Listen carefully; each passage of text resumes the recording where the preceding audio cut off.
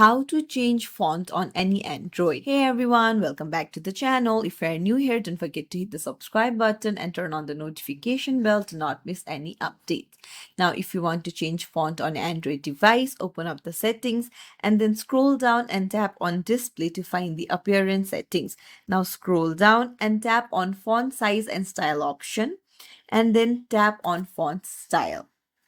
Now from here, you can choose any of the available fonts and you can even preview the changes. So I'm choosing Gothic Bold and here you can see how it looks like. You can even toggle on the bold font and you can see the slider of font size. You can just increase it or decrease it according to your wish.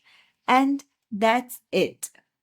You just have to confirm your changes and you can put any font on your Android device. If you found this tutorial helpful, don't forget to like and subscribe to our channel for more tips and tricks. Thank you for watching. See you in the next video.